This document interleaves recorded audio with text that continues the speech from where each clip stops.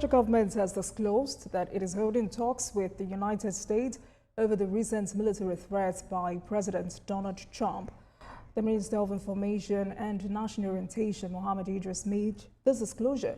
And according to the minister, diplomatic channels are proving effective towards rapprochement in the tense relationship between the government of the United States and Nigeria. Tonight, let's speak with Dr. Tony Ofoyeton. He's a lawyer, Director General, International Institute of Professional Security. And the second guest tonight is Usman Mohammed Anache, as the Chairman, Grassroots Advocacy for Peace and Good Governance. For some insight on this matter. Gentlemen, good evening to you. Thank you for joining us on Politics Tonight. Good evening. Thank you for having me. Right, Dr. Ofoyeton, let me start with you. Good evening, Mr. Anache. Dr. Ofoyeton, let me start with you. So when the Trump administration... I'm actually struggling to hear you. Can you hear me now, Dr. Ofoyeton? Okay, go ahead. Right, so when the Trump administration placed Nigeria on the list of countries of particular concern, what was your immediate reaction? Do you believe that that designation was justified at the time? Well, if you want a straightforward answer, it may be a little bit challenging for me.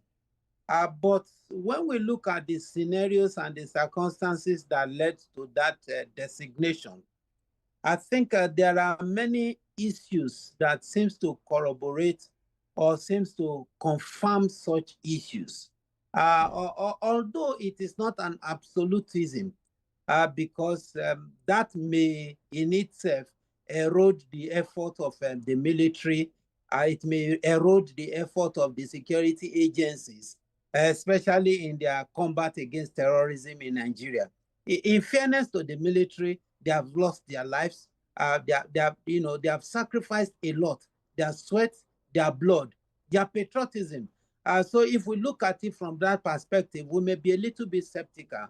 But having said so, if we look at it holistically, looking at the killings in Benue, the unabated killings in Benue, looking at the continuous assault in Plateau State, and of course the cancerous ones that is in Borno, not leaving out, states like Adamawa, states like Niger State and the like, to the extent that today the average Nigerian is not too comfortable traveling any distance that is above 20 kilometers. Average Nigeria is petrified. And also looking at the trajectory. Dr.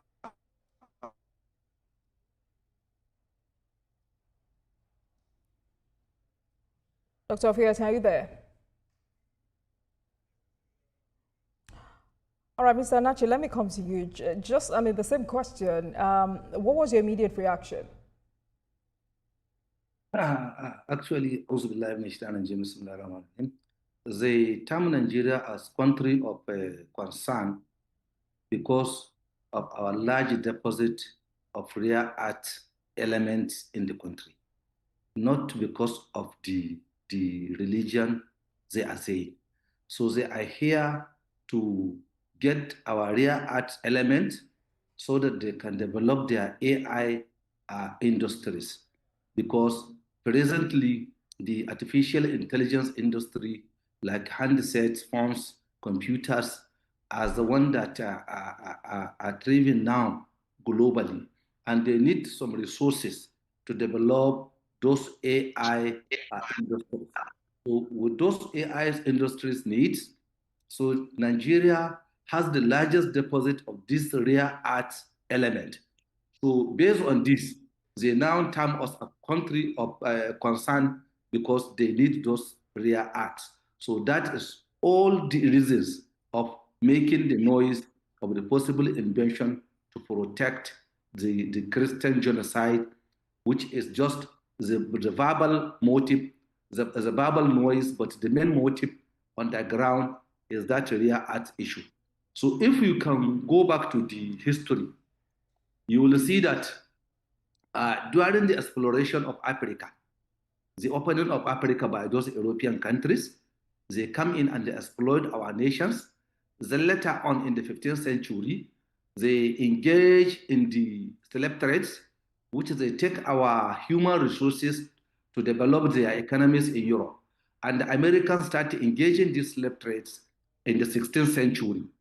Then after the Industrial Revolution in the 17th century, where they have cheaper machines, they decided to abolish the slave trade and now return the slaves from Europe back to Africa.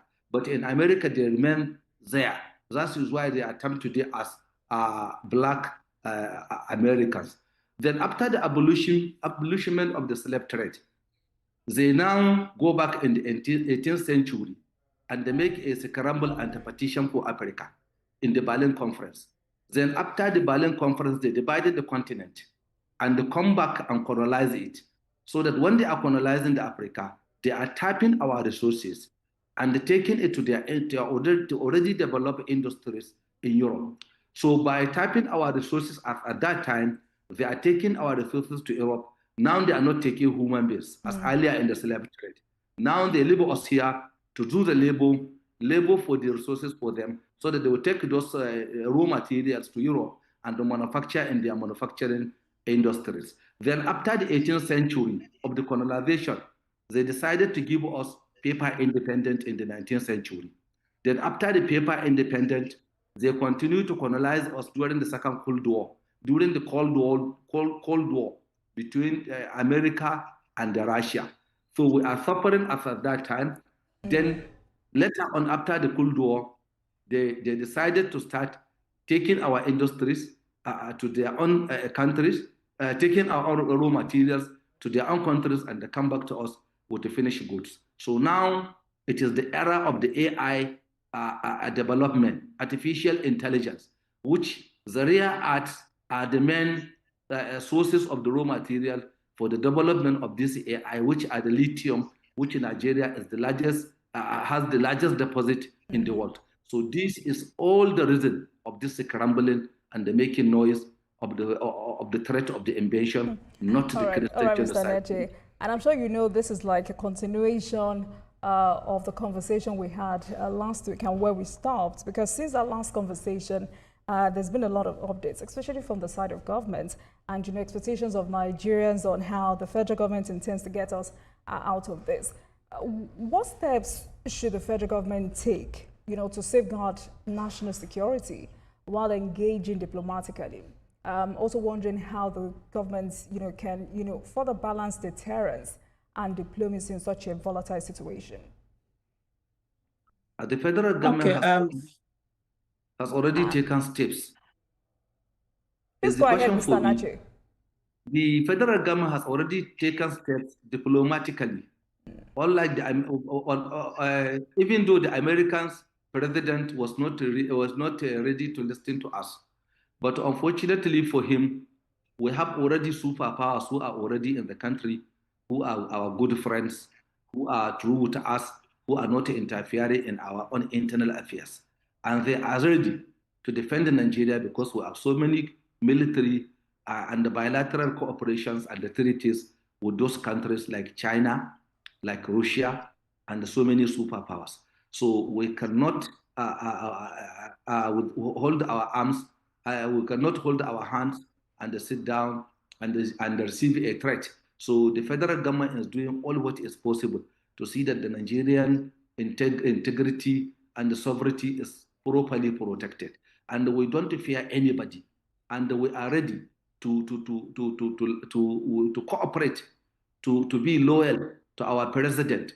And we are ready to do anything, even to the death, to defend our nation. And we have good friends that are ready with us. And we keep on praying, we keep on doing our jobs, we keep on going with our friends. And with that, inshallah, America cannot do anything to Nigeria.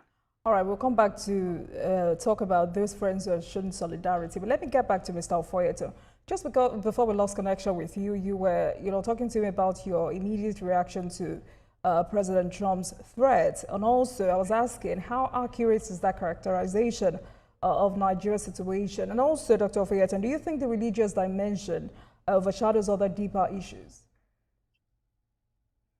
Okay, let me start from let me start from the last. If we remove the religious dimension, will not have that the politicians will not have that ability to exploit. That, of course, and that is a major issue. So if you look at it from that perspective, I don't know if you are hearing. I can hear you. Please go ahead. Myself.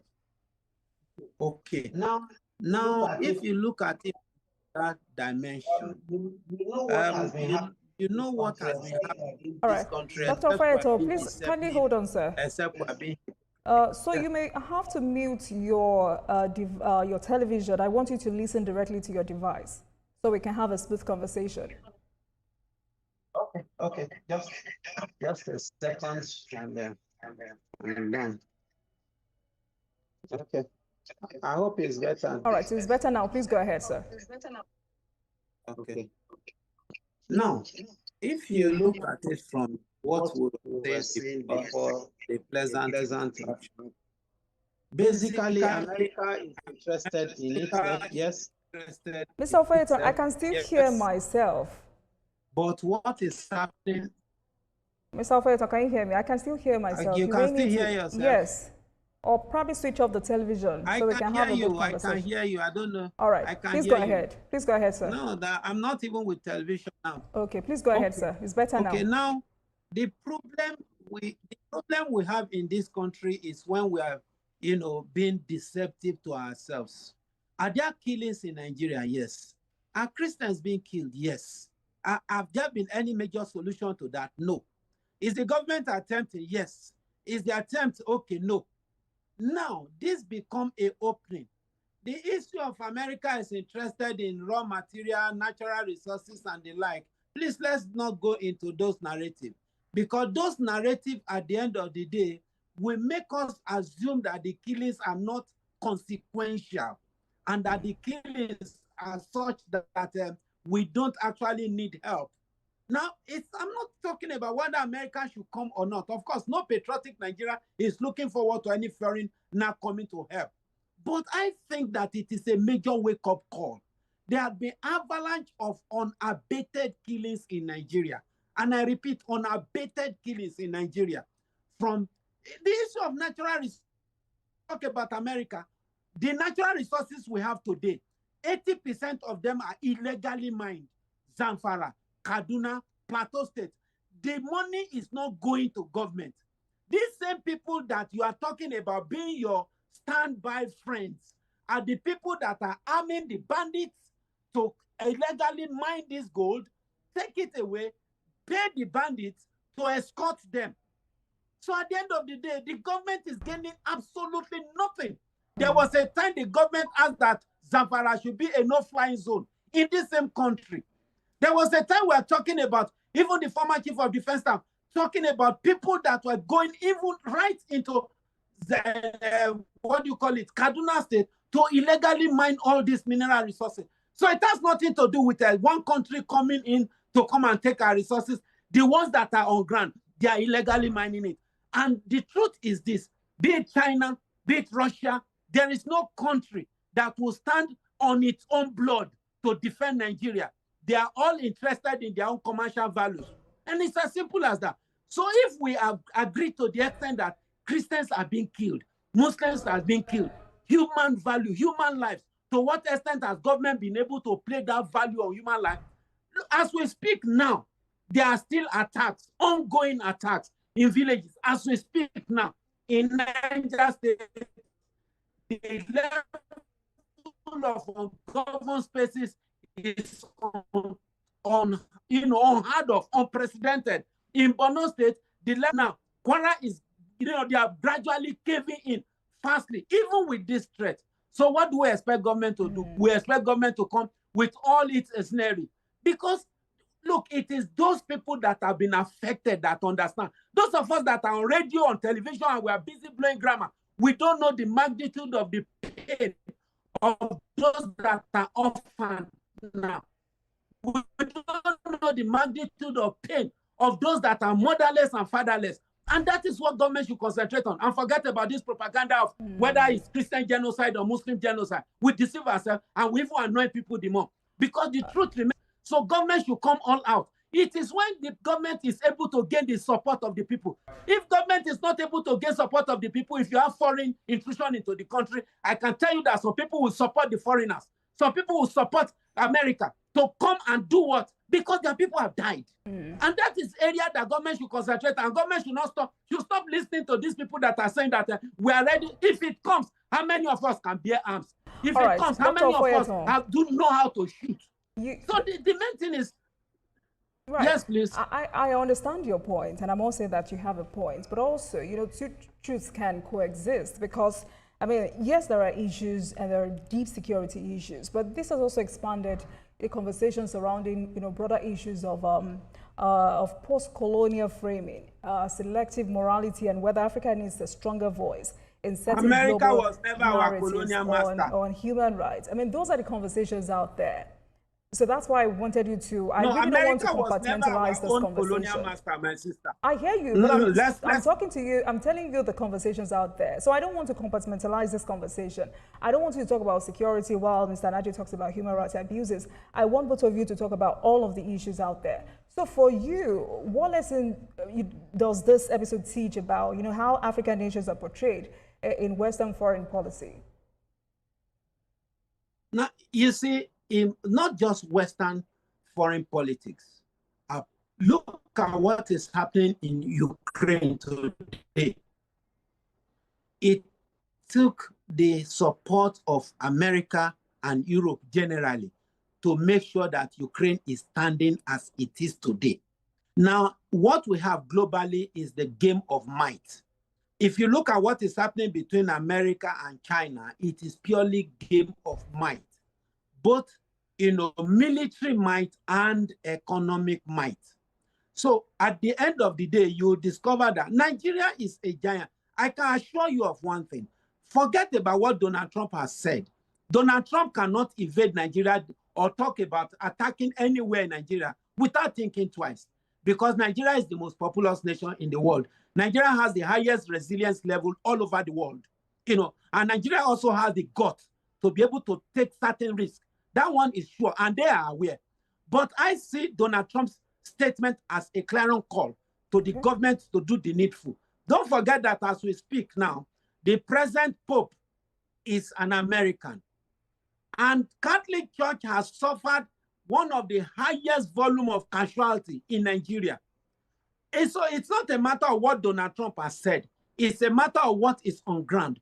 So what do we do? Rather than us saying that, even when they come and all those stuff like that, Nigeria does not have the military might today to be able to stand that superpower. And we don't need to deceive ourselves. We don't need to be.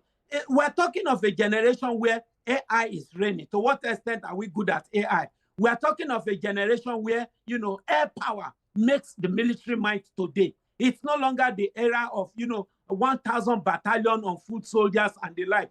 Within the press of button in America, drones can fly on air manned vehicles can fly all over the world. Missiles can fly all over the world. To what extent do we have that military capacity? Now, if we don't, that means that what we need to do is apply the instrumentality of wisdom, diplomacy, and political intervention.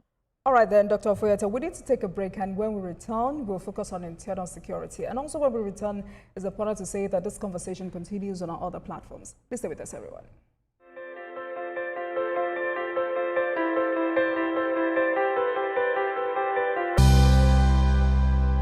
Thank you for staying with us, everyone. Welcome back to the program. Tonight, we're focused on President Trump's military invasion threats and matters arising. My guest tonight is Dr. Tony Ofoyeta, is a lawyer and also Director General, International Institute of Professional Security.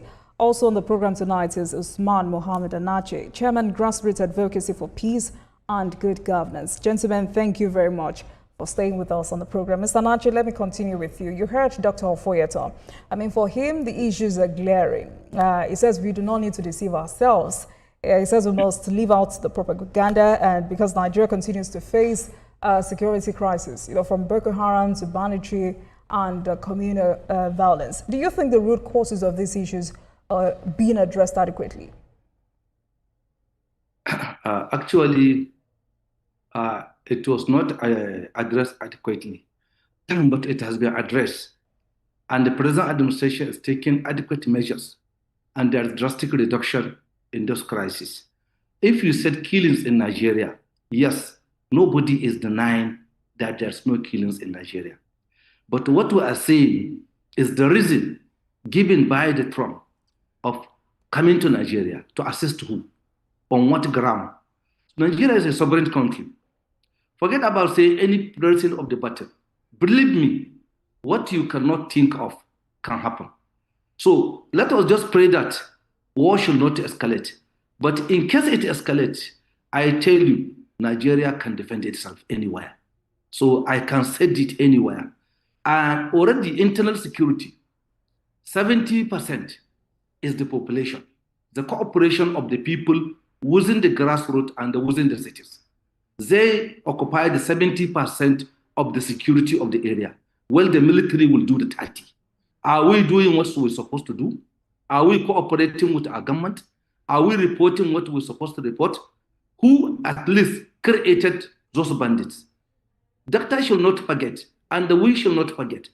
An American senator has said it in the Senate of the US that the Boko Haram was created by an American agency. They have said it. So this is a problem. So let us look inward to ourselves. Let us look at where we went wrong and try to make some corrections. We are making it wrong because we lack nationalism. Majority of us lack nationalism. The only majority of us want to benefit from Nigeria, but they don't want to give to Nigeria. So let us now think of what can we give to Nigeria. Believe me, we created the divisions, we created the noise that makes all this scenario. So it is some of us that goes there and report, but when they are reporting one side. The other side is supposed to go and report, but they didn't report. So this is what is happening. So it's not the issue of killing Christians. It's not the issue of killing. The issue is that there is killings in Nigeria. So we agree, and everybody knows this, there is killings. But the coming of the Nigeria in a sovereign country by another country, instead of assisting Nigeria to eliminate these issues, that they are the part of the creators of this particular security problem. So they can assist the country instead of claiming that they want to invade the country. Nobody can invade us, whether they have superpower or whatever. Believe me, nobody can invade Nigeria today. As I'm talking to you, nobody. No any superpower that can invade Nigeria. All right, Mr. Anache. So do you think Nigeria's rejection of the label is enough, or should the government take this as external pressure to finally fix what's broken in our security architecture? Yes, if you say we have problems in our security architecture, I may agree. There's no country in the world that is 100% today security clear, that doesn't have insecurity. As the situation it is, this is a manifestation of so many factors that even the religious people, even the so-called elite, even the so-called whatever business and other things, the foreign influence, all it has hands in it. So we should go back to our drawing board, look at the solutions, be truthful, be realistic, come with the truth, and let us solve our problem. If we cannot solve it our own, it's not a problem for us to invite mercenaries or any foreign power for an assistance, but not invasion. Because even the Americans today use the Blackwater security company for their own operations in so many countries and even in America. The Russians today, as the superpower they are, they can use Wagner security forces, private security company for their operation, especially in West Africa and some countries in the world.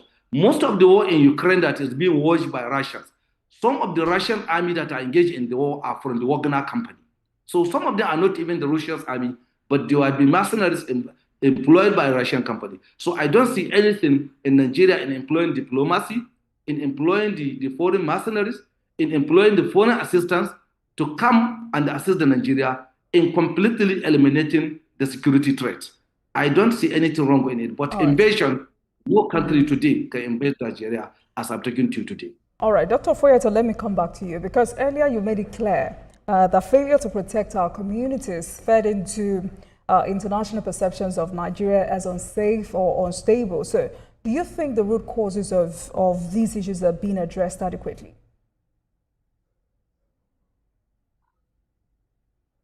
Dr. Foyet, are you there? Clear. Yes, I can hear you. I'm here. All right, sir. Please go ahead. I can hear you. I hope you are hearing me. Yes, now. I can. Please go ahead. Okay. I want to actually look.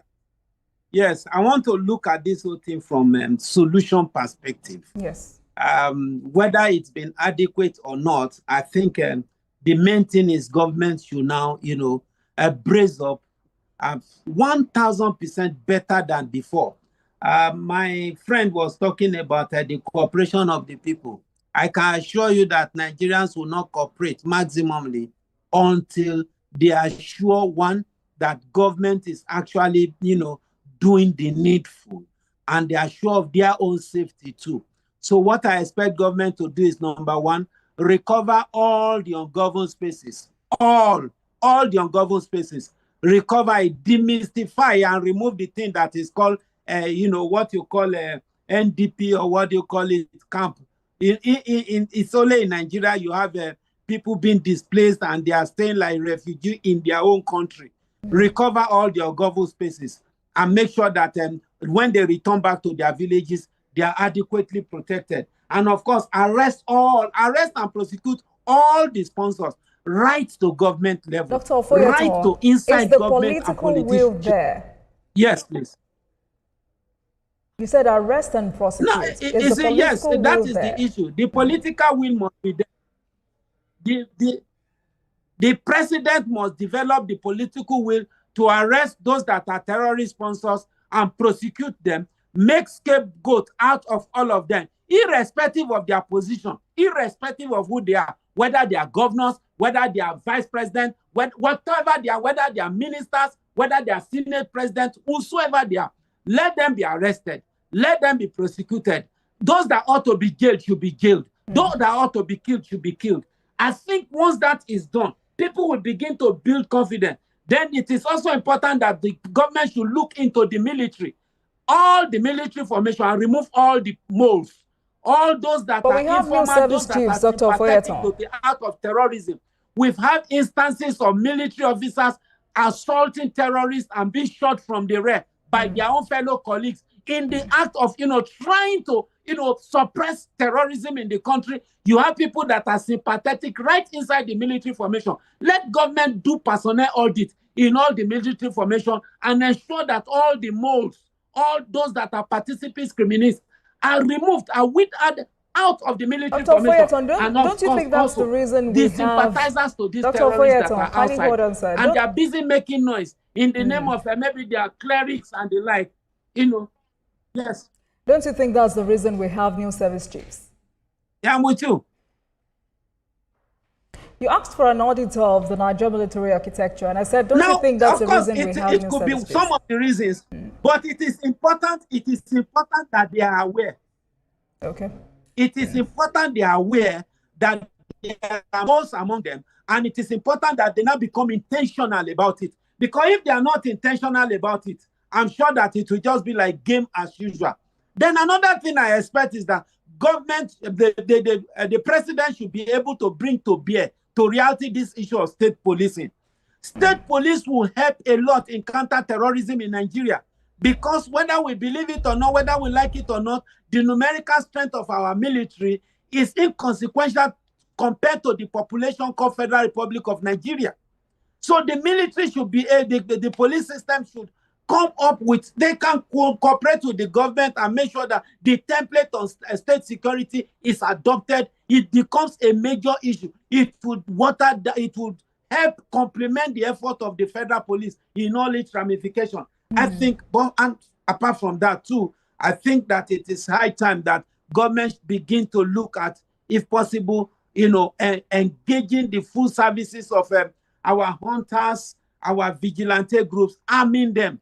And even our veterans that are retired and are still able should be called back to be able to help the vigilante group, to be able to help the forest guard groups and the like. We should be intentional about this security. Then the era of police withdrawing arms from people that have license I think that thing should stop. People should be allowed to defend themselves. The people should be allowed to bear arms, licensed arms, and defend themselves. If this is allowed, it will also reduce the act of these terrorist and banditry attack every now and then.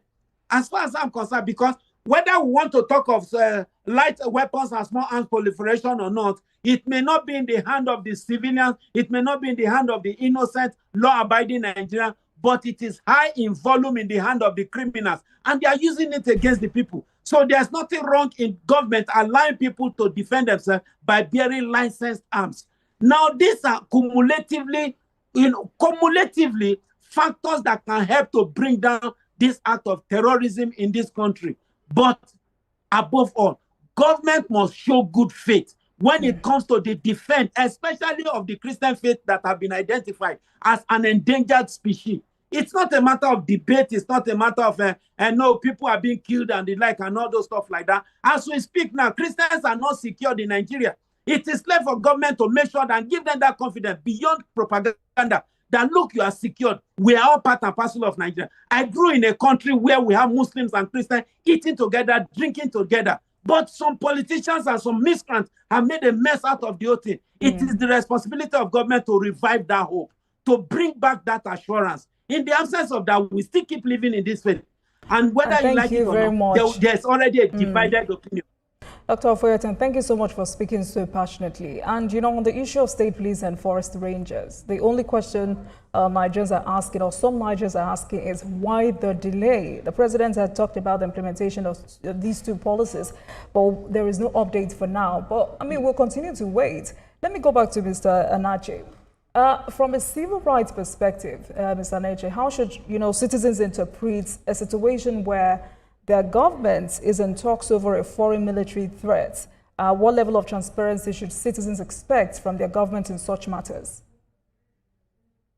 The transparency the citizens should expect from the government is to stand up and eliminate this banditry in total. So if it is given an excuse for a foreign country or anybody to make noise or to make a mock of Nigeria, you see, it has been, it will be stopped. If the whole country is now being secured at least 99%, then the noise will go down. And there will be no any threat or any issue that will be raised by any foreign or internal country. And it can be achieved by the way Doctor has said earlier of the technology. When we invent the technological know-how, get the modern weaponry, then we have the technology that we can use to control all those forests. So let us do it. We have the capability. Since we can register our SIM cards, there's no way we can communicate with the bandits and even talk to them. And at the end of the day, pay ransom to somebody you are communicating with. But whenever a handset was stolen, the security forces will be able to recover the handset no matter what the state you move with that handset in Nigeria. So let us apply the same system of having nationalism, even on the security system, so that most of the people that are being saddled with responsibility should be checked.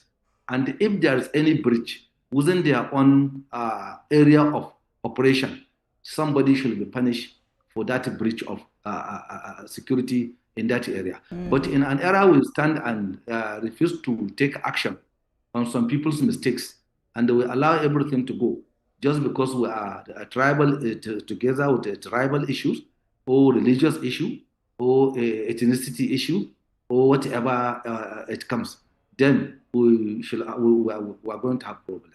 So let us let the government inculcate the culture of punishing anywhere we have any security breach. All right, Mr. Anache, two questions before I go back to Dr. Ofoyetan.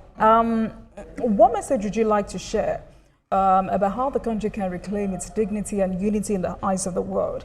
And specifically, you know, what can ordinary citizens like us do to push for positive change from the grassroots level? The positive things we, the citizens, can do from the grassroots level is what we're advocating for the grassroots today. That when you see something, you say something. Whenever you see any unusual activity anywhere, because This is not conventional war. We are fighting a banditry, that is people within our midst. So whenever you see anything suspicious, report it immediately to the security agencies. So this is how we can tackle this problem, because early reporting is very, very important. Then the security agencies will be drafted. I can see it now, because the way the security forces are responding to our reports today is very, very, very commendable. So presently, like here in Kebbi State, whenever we have any issue, unusual issue, and immediately we report to the security agencies, you will see our security will move in immediately and investigate the issue. If there is no any problem, they will go back to their barracks. If there's a problem again, they will tackle the problem. So, but the problem with our people is that if you don't report, you are the one who see the problem. So if you don't report that problem immediately, it may escalate to the loss of property and even life. But so it's very important for early reporting of any unusual activity. But don't interfere that you are going to investigate it yourself or you are going to handle it yourself. No, it's not your profession. Report to the security agencies. And already before the chief of army, the chief of defense staff left the office, he gave blank order to our military. And we have seen the impact of that blank order. Because today, anywhere you call our military and they inform them of anything, you see them moving quickly. And it has been yielding so many results. Recently in Kebbi State, if you can observe, there are so many killings of these bandits in Gask area where the people do that early reporting. Over 80 of them were killed, 80 of these bandits, and so many heavy arms were recovered by the military. So it is the early detection by those locals who reported earlier, and the military move, and it has yielded a result. The same thing in Zulu area. If you see the way it was reported, and the military move in, and immediately they kill over 150 of those bandits. All right, Dr. Ofuyeta, let me come back to you. There are new service chiefs, and the president has told them, crush terrorism now. Also, on the other hand, expectations are high that this new leadership will finally turn the tide against terrorism, banditry, and other forms of insecurity that have continued to plague the nation for years. But how realistic are these expectations? Well, the military is not the problem. So the expectations are expected to be met wholesomely. The military, the police, they are not the problem. Many people assume that they are no. The main problem is the political class. To what extent is the political class ready to wield the political will that is expected to destroy terrorism in this country? Now, when we bring up the issue of kinetic and non-kinetic approach, now when the military goes full kinetic, you will see one senator, one political head, one cleric somewhere will come and tell you about negotiation. Negotiation with terrorists that are unrepentant, terrorists that are ready to wipe out the community. Before you talk about negotiation, you establish your supremacy on the battlefield. In the absence of that, there should not be negotiation. But shockingly, when the military are going at that top level, suddenly somebody will make a call and say, cool down, we need to negotiate, and bring one for it. It will demoralize the military. It will kill them. So I think if Mr. President is ready for these new service chiefs to really do the needful, give them time and say within X and Z period of time, I am going to put cotton wool in my ears, I am going to put a blindfolding on my eyes, and I'm not going to hear from anybody or see anything. It is what you do after X and Z months that I am going to assess. Is that possible, Dr. Ofuyeta? Realistically, is that possible? Very possible. It is possible once Mr. President forget about whether second term or third term and decide that I want to tackle security holistically, irrespective of whose all is God, he will do it successfully. Those terrorists, they are not capable. In short, they don't have the 10% capability of our military at all. But it is, look, they obey orders. If they don't have the full order, they move according to the level of order they are given. So it is Mr. President that will now say, go in full force, not just half, not 10% and the like. The whole bulk is on Mr. President's table. And that is one thing that we must come to. Then another thing I expect them to do, very important, all those Chinese and all those foreigners that are in our site mining mineral resources illegally. Please let Mr. President ask all of them to leave. They are one of the major catalysts of banditry in this country because they will sponsor coerce, they will sponsor crisis, they will sponsor, a lot of horrible things just to ensure free passage. That was the way it happened in the Niger Delta region during the era, of the militancy and the like. You pay the militants 300,000, you give them arms, and they protect you. You come with 2 million barrels of vessel. You are buying 500,000, and you are going back with 1.5 million barrels free because some group of boys have collected money and they are going to escort you across the high sea. Now that is what is also happening now. You have even our own soldiers, our own police officers, being security guard, giving these people escort to and from mining sites. It should not be done. Because at the end of the day, these are some of the catalysts that are sustaining terrorism, banditry, and crime in this country. So the military formation, the security formation should be intentional about it. If you talk about mineral sites, it should be purely government activities. If you don't have the license to do it, you don't have business there. All right, Mr. Anachi, let me come to you. Reflecting on your experience, what lessons from your work in grassroots building, peace building, and governance do you believe are most relevant in this moment of international tension and domestic challenge?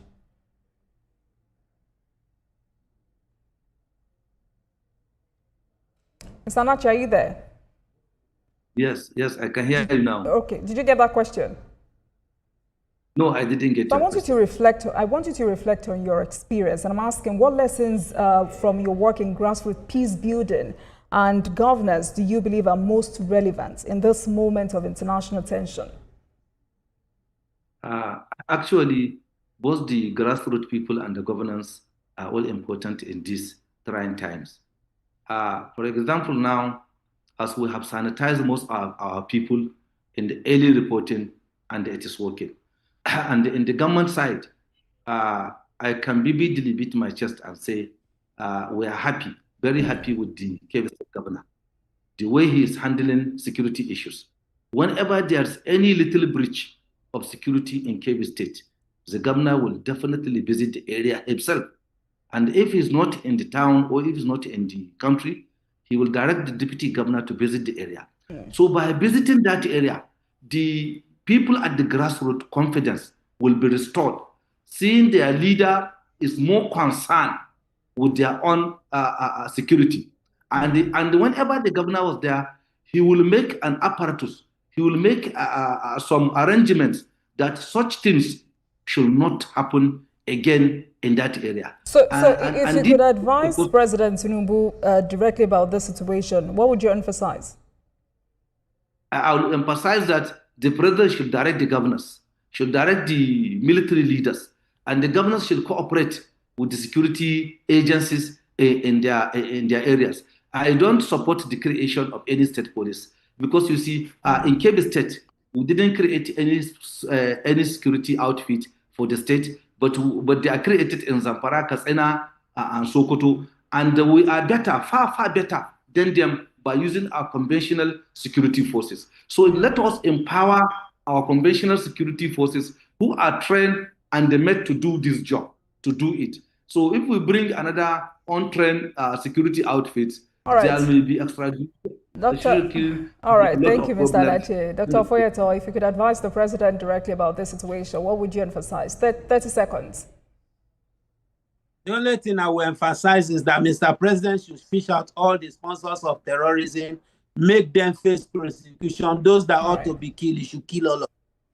All right, gentlemen, thank you so much for your insight on this very important conversation. Dr. Tony Ofoyete is a lawyer, Director General, International Institute of Professional Security. Also on the program tonight is Usman Mohammed Anachi, Chairman, Grassroots Advocacy for Peace and Good Governance. Thank you so much, gentlemen. Please have a great evening. It's a pleasure. Thank you for having me. Thank you. And thank you for watching, everyone. That marks the end of today's episode of Politics Tonight. But before we go, let's tell you that the views and reactions of our resource persons are theirs and have no connection with TVC News. Meanwhile, you can watch the repeat broadcast of this episode at 12:30 a.m. Get in touch with us on our social media platforms, Facebook, Instagram, and X at TVC News NG, and at Olajumoke using the hashtag Politics Tonight. We're also on YouTube at youtube.com/TVC News NG. I am Olajumoke Olatunji. Good night, everyone. I'll see you again tomorrow.